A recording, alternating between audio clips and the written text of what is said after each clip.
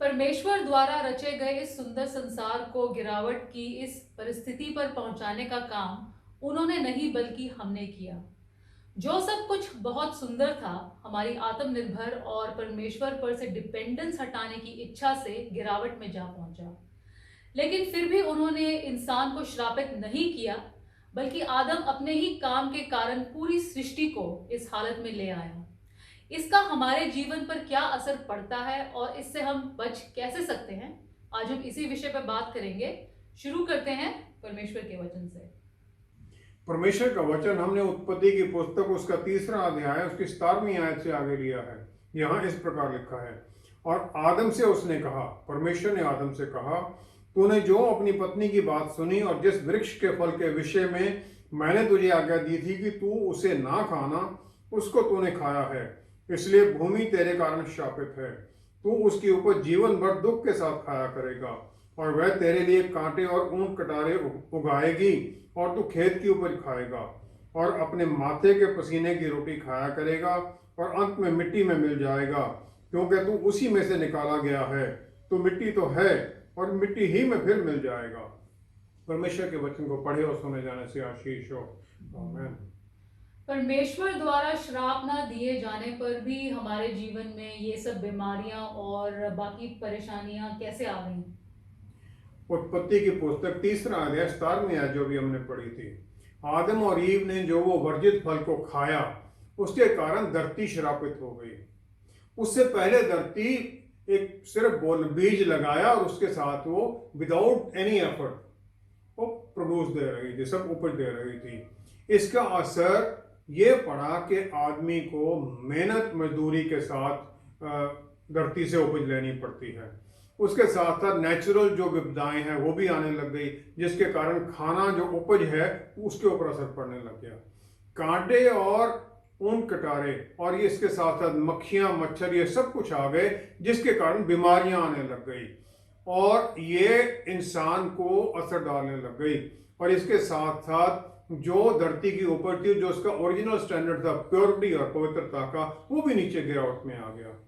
धरती प्रोड्यूस तो अब भी देती है सब कुछ, लेकिन उसके साथ साथ कांटे भी देती है, और जो ये कांटे हैं ये अच्छे फल से ज्यादा तेजी से उगते हैं।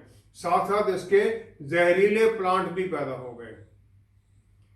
इससे पहले अदन बाग में जो काम था बिल्कुल आनंद का था, क्योंकि एनिमल्स और बीस्ट और सब कुछ उस आदम और ईव के अंडर कमांड था। परमेश्वर उनके पार्टनर थे। लेकिन इसके बाद में अब सब कुछ दुख और दर्द और थकावट का काम हो गया। अदन बाग में उनके जो शरीर थे वो भी परफेक्ट थे, कोई बीमारी नहीं, कोई कमजोरी नहीं, कोई डिके नहीं। लेकिन धरती श्रापित होने के बाद में जो श्राप इंसान के कारण आया, उसके जो असर थे इंसान के ऊपर ही पड़े। स्पिरिचुअल जो आत्मिक मृत्यु थी वो तो उसी समय हो गई आदम और ईव के लिए, क्योंकि उनका जो नजदीकी रिश्ता था परमेश्वर के साथ वो खत्म हो गया, उन्हें अदन बाग से निकाल दिया गया। लेकिन शारीरिक मौत उस समय से शुरू हो गई, जिसके साथ फ्रस्ट्रेशन और चिंताएं शुरू हो गई। जो एनिमल किंगडम के ऊपर था, उसका अधिकार था, वो भी खत्म हो गया। और ज्यादा काम करना, फेलियर का डर, कहीं फेल ना हो जाऊं, कंपटीशन, इनएडिक्वेसी, कमी के कारण जो वो सब कुछ उसके ऊपर अधिकार जमा गए। और इस सब का अधिकार ये हुआ, जेलसी आ गई। और काइन ने उत्पत्ति 4 की 8वीं आयत में हावल अपने भाई का वध कर दिया, उसको मार डाला। इसके साथ साथ एडिक्शन भी आ गए, नशे भी आ गए, क्योंकि नशे के साथ आनंद और संतुष्टि पाने के लिए, बल पाने के लिए, ताकि वो लंबे समय तक काम कर सके, इंसान इनको इस्तेमाल करने लग गया। इसके साथ साथ निराशा का श्राप भी आ गया। उत्पत्ति 3 की 19 में लिखा है कि तुम पसीने के साथ सब कुछ पाओगे और तुम धरती में ही मिल जाओगे। जो एक्लेसियास्टिक्स पुस्तक है उसमें जो सबसे बुद्धिमान व्यक्ति सोलोमन राजा, उसने कहा कि इंसान की जो परिस्थिति उसके बारे में उसने कह दिया, सब कुछ, एवरीथिंग इज वैनिटी। परमेश्वर ने इंसान को आशीष दी, खाने के लिए टेस्ट बड्स दिए मुंह में अंदर, ताकि वो स्वाद ले सके, उसका आनंद उठा सके। खाना उसके लिए एक आनंद देने वाली चीज है। लेकिन ये श्राप भी बन गया, इसके साथ साथ बीमारियां आ गई। अय्यूब की पुस्तक 7वां अध्याय 1 और 2 आयत में अय्यूब जो गिरावट की परिस्थिति है इंसान की उसको दिखाता है। वो कहता है इंसान का जीवन मेहनत का ही तो है धरती के ऊपर, और उसका जो जीवन के दिन हैं क्या वो हायर्ड लेबरर्स की तरह नहीं है। और बहुत पुत्र की प्राप्ति के लिए ये बहुत कोशिश होती रहती है ताकि इंसान अपना नाम इस धरती पर चलता रख सके अपनी मृत्यु के बाद में। जो उत्पत्ति 3:18 में वो कहा गया है कि धरती सब कुछ देगी और तुम उसके जो हर्ब्स हैं उसको खाओगे। लेकिन इससे पहले भी इंसान को यही तो कहा गया था उत्पत्ति की 1:29 में। परमेश्वर ने उसे आशीषित किया, सब कुछ दिया, फल दिए, सब कुछ दिया, और सीड बेरिंग हर्ब्स वो दिए खाने के लिए। लेकिन श्राप के बाद में ये जो आशीष थी ये खत्म हो गई और जो हर्ब्स हैं वो उसकी डाइट बन गई। मीट खाना नूह की परिस्थिति के बाद में आता है, उससे पहले वो वेजिटेरियन था।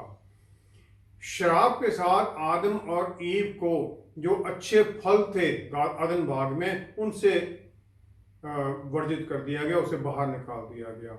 लेकिन फिर भी उनके जीवन यापन के लिए उन्हें सब कुछ दिया गया। उसे जमीन पर रहना था और जमीन उसके लिए मेहनत का एक सबब बन गई, मेहनत से उसे काम करना।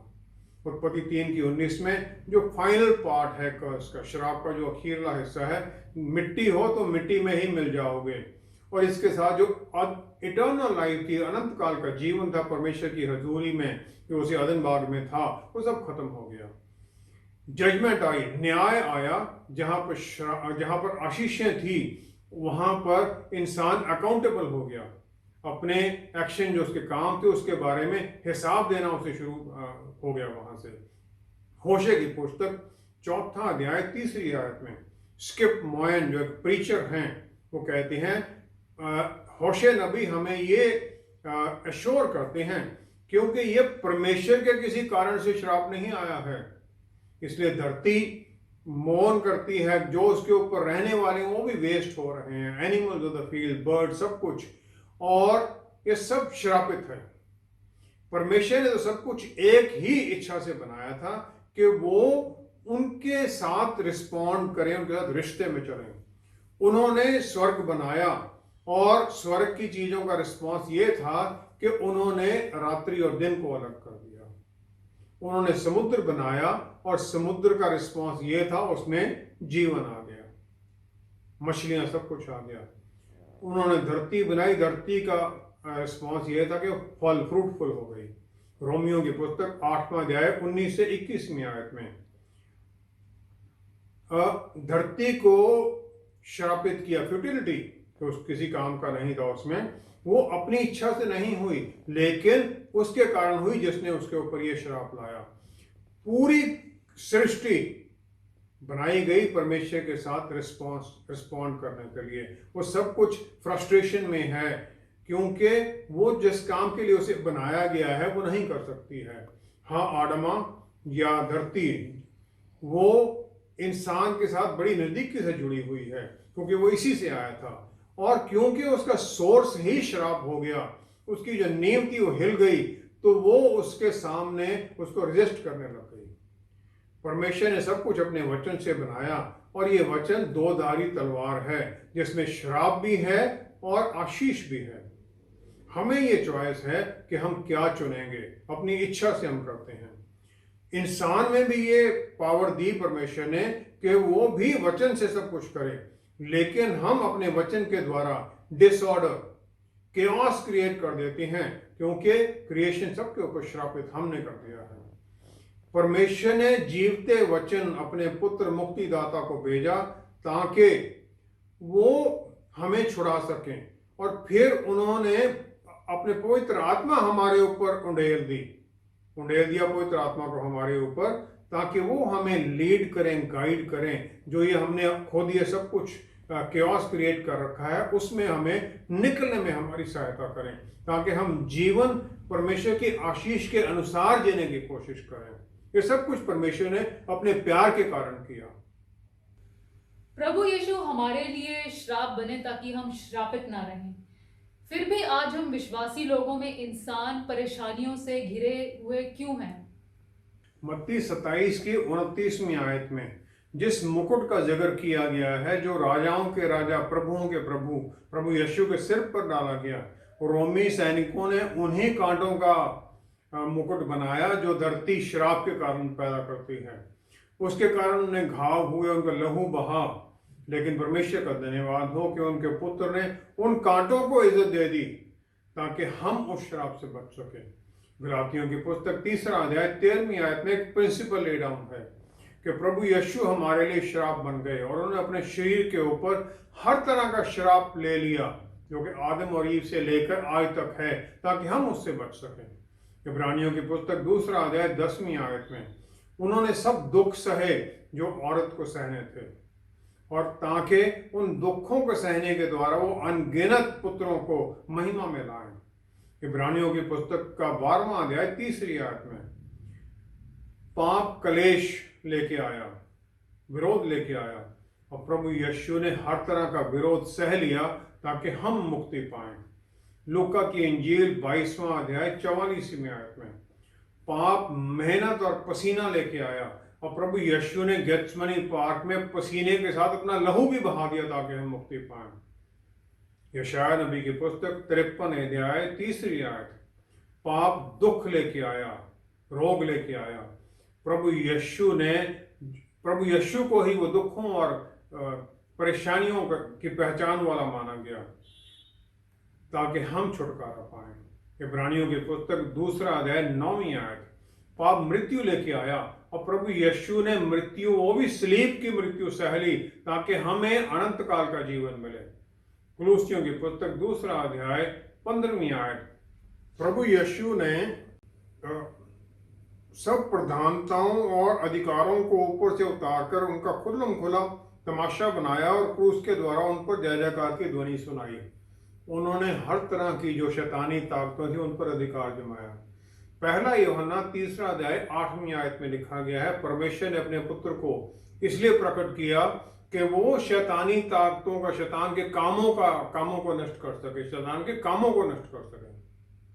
प्रभु यीशु ने अपना काम पूरा कर दिया और वो परमेश्वर के दाहिनी तरफ पूरी अधिकार के साथ स्वर्ग में बैठे हैं। उन्होंने हमें पाप के असर से छुटकारा दिलवा दिया है, लेकिन हम ये आशीषें पाते हैं विश्वास में उनकी अधीनगी में आने के द्वारा। जो पाप की जो प्रवृत्ति थी जो हमने पाई वो खत्म नहीं होती है, लेकिन 2 कुरिन्थियों 4 अध्याय उसकी 16वीं आयत में हम देखते हैं कि हम हियाब नहीं छोड़ते, हौसला नहीं छोड़ते। यद्यपि हमारा बाहरी मनुष्यत्व नष्ट होता जाता है तो भी हमारा भीतरी मनुष्यत्व दिन प्रतिदिन नया होता जाता है। पवित्र आत्मा परमेश्वर हमें बदलते जाते हैं उनके प्रभु यीशु के अक्सर रूप में। रोमियों की पुस्तक 7वां अध्याय 19वीं आयत में पौलुस रसूल कहते हैं कि मैं जो करना चाहता हूं वो मैं नहीं करता, लेकिन जो मैं नहीं करना चाहता वो मैं करता हूं। फिर वो 25वीं आयत में इसका कारण बता देते हैं। वो कहते हैं कि मेरे अंदर 2 तरह के लॉ चल रहे हैं। वो कहते हैं परमेश्वर की व्यवस्था का बुद्धि से है मैं और शरीर से पाप की व्यवस्था का सेवन करता हूं। बुद्धि से परमेश्वर की व्यवस्था का और शरीर से पाप की व्यवस्था का मैं फॉलो करता हूं उसको, जिस कारण मेरे से पाप हो जाता है। भजन संहिता 91 की पहली ही आयत में देखते हैं, वो वहां पर हमारे दुखों का कारण पता चल जाता है। वहां लिखा है जो परमेश्वर के परम प्रधान के साए में रहता है, जो साए में रहता है वो आशीष पाता है। परमेश्वर, इसका मतलब साया जो सीक्रेट प्लेस है, वहां लिखा गया dwell in the secret place of the most high. इसका मतलब परमेश्वर का कोई सीक्रेट प्लेस है इसके बारे में सब नहीं जानते हैं। भजन संहिता 31 की 20 और 27 की 5 में भी इसके बारे में कहा गया है। और इस सीक्रेट प्लेस में परमेश्वर अपने चुने हुए लोगों को रखते हैं अपनी सुरक्षा में, उनके आराम के लिए और उनको केयर करने के लिए। जो बादल का पिलर था, बादल का खंबा था, जो इजरायलियों को दिन में धूप से बचाता था और रात को परमेश्वर की महिमा की रोशनी, शकीना, ग्लोरी, रात को उनके कैंप में रोशनी देती थी। फिरौन जो अपने आप को परमेश्वर के तुल्य मानता था, वो भी इजरायली लोगों को देख नहीं सका जब वो रेड सी को क्रॉस कर रहे थे। बहुत विश्वासी लोग, हम सब ये पढ़ते हैं, ये नहीं जानते कि वो सीक्रेट प्लेस उस परम प्रधान का कौन सा है और इसका मतलब क्या है कि हम उसके साये में कैसे रहते हैं और उस साये में फिर हम अधिकार और पावर, शक्ति कैसे प्राप्त करते हैं। जिस प्रकार वो 70 जो भेजे गए थे लूका 10:17 में, वो वापस आते हैं और मैसेज देने के लिए गॉस्पेल का, वापस आते हैं कि हमारे अधीनगी में तो दुष्ट आत्माएं भी हैं प्रभु आपके नाम में, क्योंकि वो जान जाते हैं उस सीक्रेट प्लेस में रहना। शैडो जो है, जो साया है, वो सबसे नजदीकी है परमेश्वर के साथ, और फिर साया उनके साथ चलता है तो हम भी उनके साथ चलने लग जाते हैं। मत्ती 11:29 में जब प्रभु यीशु ने कहा मेरा जुआ अपने ऊपर उठा लो, तो वो ये इनवाइट करते हैं हमें कि जो हमारा श्रापों का, दुखों का, तकलीफों का, बीमारियों का बोझ है, हम उसके ऊपर डाल दें ताकि वो हमें उससे आज़ाद कर दें। उस नज़दीकी में, परमेश्वर की नज़दीकी में हमारे लिए अद्भुत सुरक्षा है, जो हमारे लिए फिर एक गढ़ बन जाता है और विश्वासी उस गढ़ में फिर स्थान प्राप्त करता है, उसमें रहने लग जाता है। फिर विश्वासी जो इंसान है वो श्राप से मुक्ति पा लेता है और प्रभु यीशु के नाम में उसके जितने बुरे असर हैं वो सब काट सकता है और अपने ऊपर, अपने परिवार को इन श्रापों से मुक्त कर लेता है। प्रभु यीशु के नाम में उनकी अधीनगी में सब कुछ होता है। जो श्राप इस धरती पर आया उसके कारण काम का पूरा फल न मिलने से जो धन दौलत पर असर पड़ा, उससे हम कैसे निकल सकते हैं? व्यवस्था विवरण की पुस्तक उसका 28वां अध्याय 37 से अगर आयत से हम पढ़ें तो वहाँ ये लिखा है, यहाँ लिखा है, उन सब जातियों में जिनके मध्य में यहोवा तुझको पहुंचाएगा, वहां के लोगों के लिए तू चकित होने का और दृष्टांत और शाप का कारण समझा जाएगा। तू खेत में बीज तो बहुत सा ले जाएगा, परंतु उपज थोड़ी ही बटोरेगा, क्योंकि टिड्डियां उसे खा जाएंगी। तू दाख की बारियां लगाकर उनमें काम तो करेगा, परंतु उनकी दाख का मधु पीने ना पाएगा। वन फल भी तोड़ने ना पाएगा, क्योंकि कीड़े उनको खा जाएंगे। तेरे सारे देश में जैतून के वृक्ष तो होंगे, परंतु उनका तेल तो अपने शरीर पर लगाने ना पाएगा, क्योंकि वो झड़ जाएंगे। तेरे बेटे बेटियां तो उत्पन्न होंगे, परंतु तेरे रहेंगे नहीं, क्योंकि वे बंधुआई में चले जाएंगे। तेरे सब वृक्ष और तेरी भूमि की उपज टिड्डियां खा जाएंगी। जो परदेशी और मध्य में रहेगा वह तुझसे बढ़ता जाएगा, तू आप घटता चला जाएगा। वह तुझको उधार देगा, परंतु तू उसको उधार ना दे सकेगा। वह तो सिर और तू पूंछ ठहरेगा। तू जो अपने परमेश्वर यहोवा की दी हुई आज्ञाओं और विधियों के मानने की उसकी ना सुनेगा, इस कारण ये सब शाप तुझ पर आ पड़ेंगे और तेरे पीछे पड़े रहेंगे और तुझको पकड़ेंगे, और अंत में तू नष्ट हो जाएगा। और वे तुझ पर और तेरे वंश पर सदा के लिए बने रहकर चिन्ह और चमत्कार ठहरेंगे।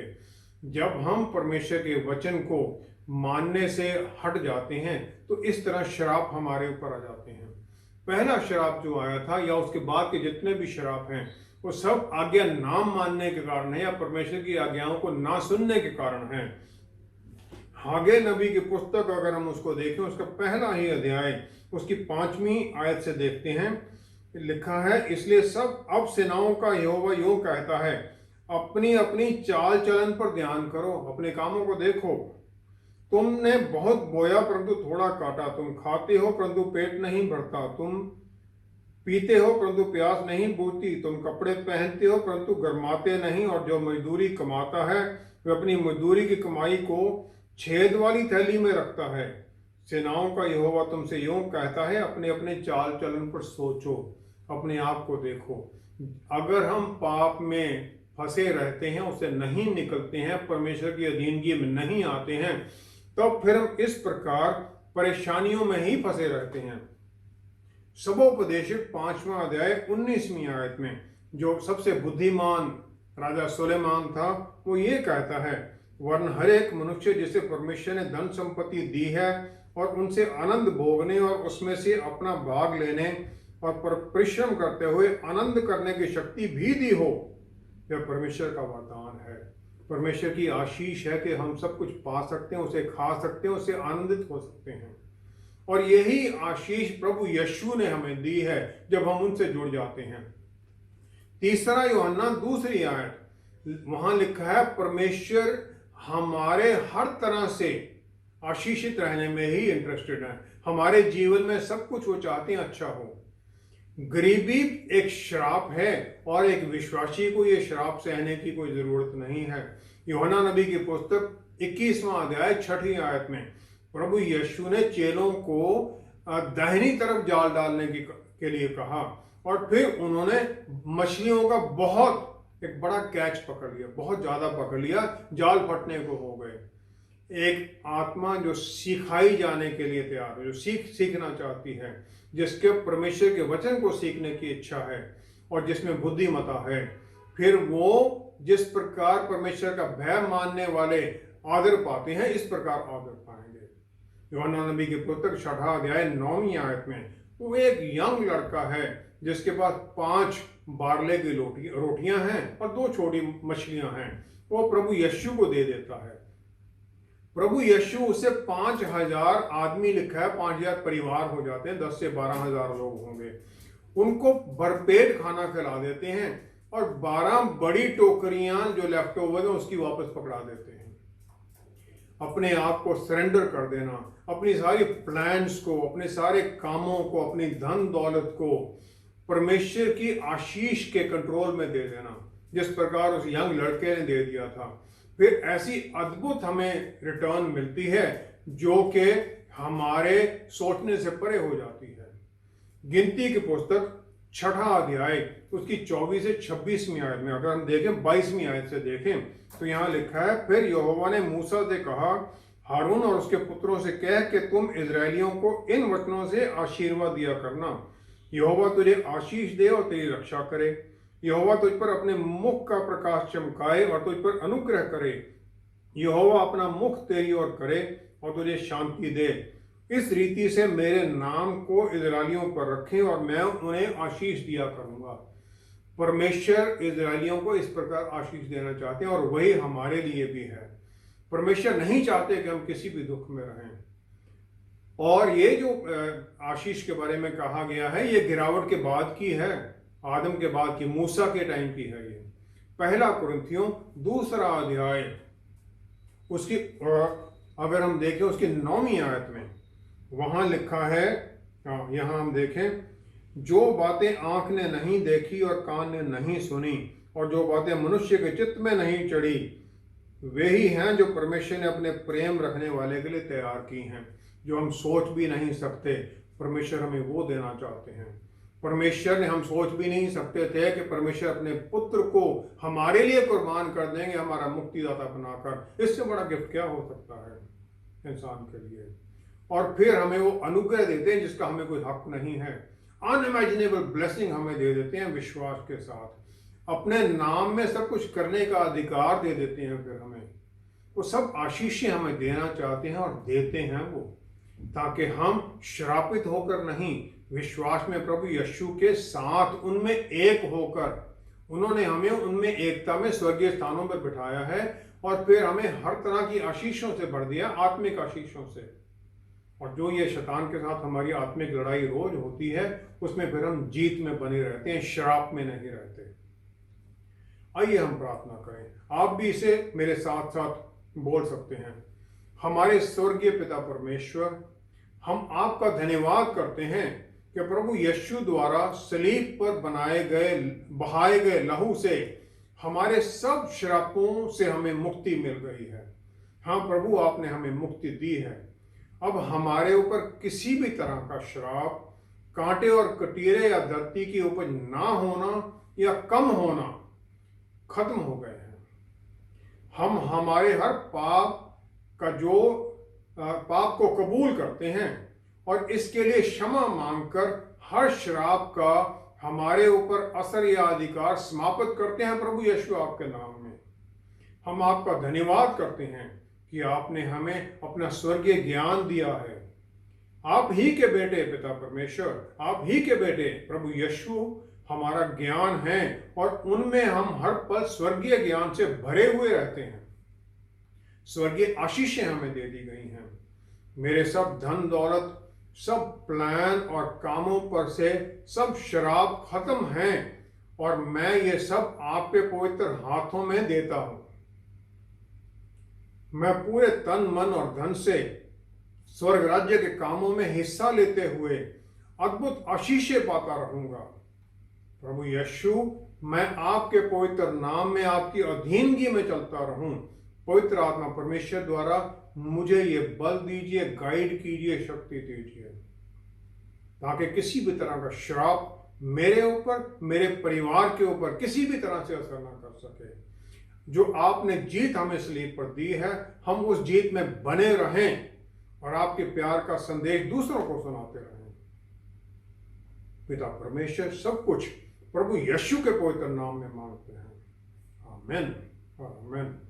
परमेश्वर ने अपने पुत्र को भेजा ताकि उनकी कुर्बानी के द्वारा हम हर पाप से, हर श्राप से मुक्ति पा सकें। छुटकारा उन्होंने हमें दे दिया और इसके द्वारा उन्होंने विश्वास में हमें अपने परिवार का हिस्सा बना दिया। हम स्वर्ग राज्य के अधिकारी हैं और एक अधिकारी का जिम्मेवारी हो जाती है कि वो अपने राज्य के बारे में दूसरों को बताए। इसीलिए हम ये प्रोग्राम करते हैं। हमारे साथ जुड़ने के लिए आपका धन्यवाद है। हमारे हर प्रोग्राम के जो डिटेल नोट्स हैं हमारे वेबसाइट पर लिखे हुए हैं, आप उन्हें वहां देख सकते हैं। जितने वीडियो हमने बनाए हैं आज तक हमारे YouTube चैनल पर हैं। आप सब्सक्राइब कीजिए YouTube चैनल को, ताकि जो वीडियो हम बनाते हैं आपके पास उसकी इंटीमेशन, नोटिफिकेशन सबसे पहले पहुंच जाए। जो वीडियो हैं उन्हें आप देखें, दूसरों को भी उसके द्वारा पहुंचाएं उनको, ताकि वो भी वचन को जाने। इसको इस्तेमाल करने के द्वारा हम दूसरों को भी फिर रोशनी में लेके आए। आपका हम धन्यवाद करते हैं हमारे साथ जुड़ने के लिए, हमारे लिए प्रार्थनाएं करने के लिए, हमें सपोर्ट करने के लिए। हमारे मुक्तिदाता प्रभु यीशु ने हमें हर श्राप से छुड़ा लिया है। हमें विश्वास में उनके परिवार का हिस्सा होने के अधिकार में विजय से भरा हुआ जीवन जीना है। और यही नहीं बल्कि दूसरों को भी इन आशीषों में जीवन का रास्ता दिखाना है, ताकि यहाँ धरती पर भी स्वर्ग राज्य पूरी तरह से चले। हमारे साथ दोबारा जुड़ने के लिए आपका बहुत बहुत धन्यवाद। Until next time, stay blessed. Shalom.